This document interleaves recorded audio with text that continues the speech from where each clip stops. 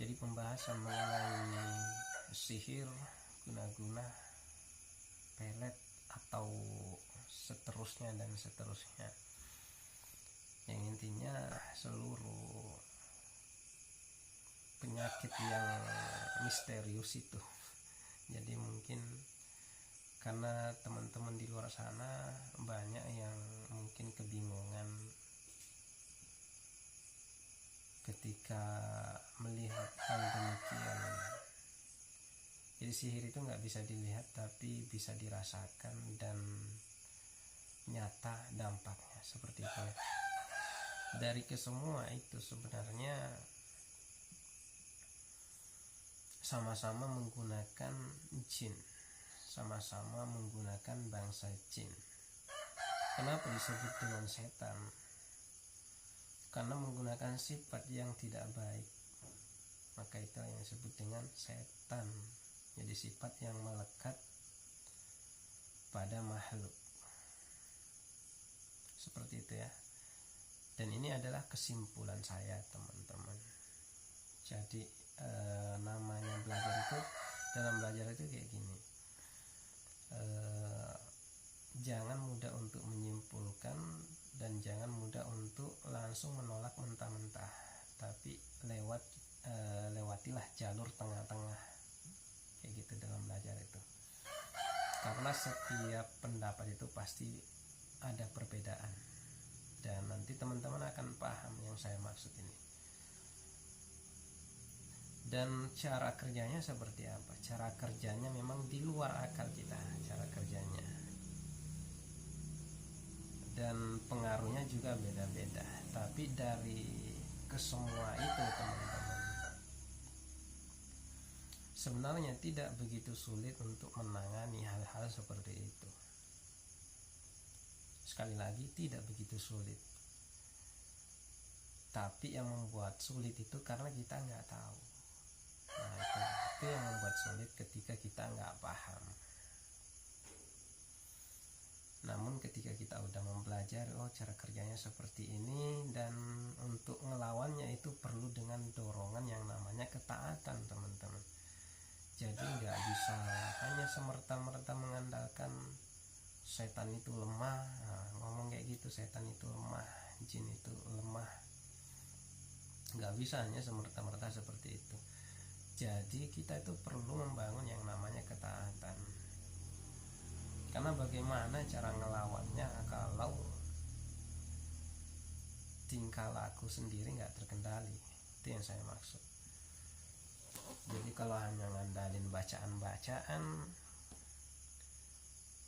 ya saya pikir itu mustahil ya ngelawan yang namanya pengaruh-pengaruh seperti itu. Kalaupun ia keluar, itu pura-pura keluar kayak gitu ya. Dan ada nggak cara lain untuk ngelawannya? Ada, yaitu sama-sama menggunakan jin. Bisa sama-sama menggunakan jin. Caranya kayak mana? Ya harus mengabdikan diri pada jin juga, teman-teman. Tapi saya nggak usah bahas panjang lebar ke arah situ. Yang intinya kita harus membangun ketaatan yang lebih untuk melawan hal-hal seperti itu. Contoh nih, misalnya ada saudara di luar sana ngalami hal seperti itu, terus dibacakan ayat-ayat, dibacakan ayat Al-Quran, dibacakan ayat kursi, gak lama kemudian orang yang gangguan ini langsung seketika sembuh. Nah, sekali lagi bahwa step-stepnya tuh banyak, teman-teman. Jadi ada yang tingkatnya memang hanya sekedar ketempelan, dan insya Allah itu sangat mudah sekali kalau yang hanya sekedar ketempelan. Terus ada yang memang disengaja dilontarkan. Nah, disengaja lontarkan ini dan tingkatnya juga beda-beda. Kalau yang disengaja lontarkan, teman-teman, nah ini biasanya agak-agak ini butuh perjuangan lebih untuk nangani hal seperti itu. Yang intinya Di sini saya insya Allah nggak cuma sekedar bercerita seperti ini, karena mana tahu nih teman-teman nih ada yang berpikiran misalnya ya kalau bercerita kan mudah, kalau cuma menyampaikan kan mudah. Terus yaitu tadi, itulah perlunya kita belajar yang namanya hukum alam teman-teman. Hukum alam itu Allah menetapkan suatu hukum di dunia ini. Bahkan orang pun bisa kena ilmu seperti itu pun karena dengan hukum yang dilanggar teman-teman. Jadi jika seseorang itu memenuhi syarat untuk terkena dengan serangan seperti itu, maka dia akan kena. Tapi jika belum memenuhi syarat, maka orang tersebut pun belum kena.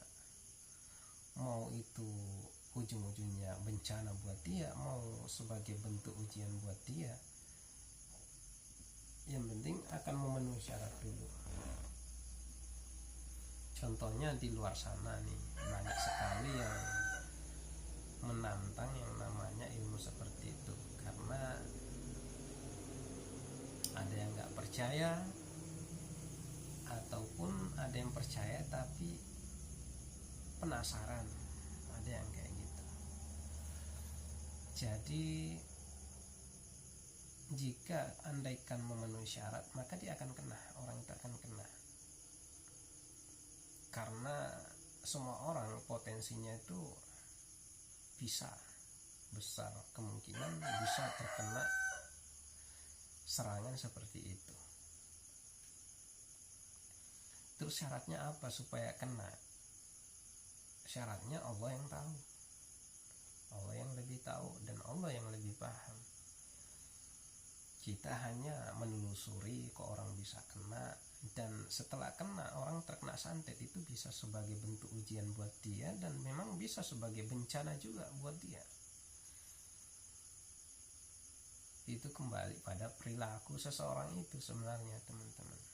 Jadi kalau ada teman-teman ngalamin sakit seperti itu, udah sakitnya berkepanjangan, sebenarnya saran saya itu jangan langsung cari ustadz, kiai, atau mbah dukun, jangan langsung cari seperti itu, tapi coba teman-teman renungi diri dulu sambil istighfar, sambil introspeksi diri, kira-kira habis ngelakuin apa kok bisa terkena penyakit seperti itu. Dan sadari hal itu, bahwa jika andaikan memang karena suatu perbuatan yang dianggap melanggar, terus hal itu bisa terjadi pada Anda, maka coba dirasakan sedalam-dalamnya dan memohon ampun. Karena insya Allah dengan begitu solusi itu akan datang di pikiran Anda sendiri sebenarnya. Jadi bukan di pikiran orang lain, tapi di pikiran Anda itu muncul. Ya ibaratnya kayak gini teman-teman, ketika misalnya Anda dalam kondisi benar-benar membutuhkan suatu jalan, butuh uang nih misalnya buat bayar kos-kosan, ya jangan langsung semerta-merta, oh saya pengen pinjam uangnya si ini, saya pengen pinjam uangnya si itu, ya jangan kayak gitu dulu pikirannya. Tapi jangan lupa untuk berdoa dulu. Jadi koneksikan diri dulu dengan sang pencipta, kayak gitu teman-teman. Nanti akan ketemu solusinya, dikasih solusinya. Solusinya di mana? Ya di otak kita teman-teman. Disitulah badan digerakkan untuk bergerak menemukan solusinya. Sama halnya penyakit teman-teman. Penyakit pun seperti itu. Dan perlu kita kunci bahwa Allah itu maha baik teman-teman.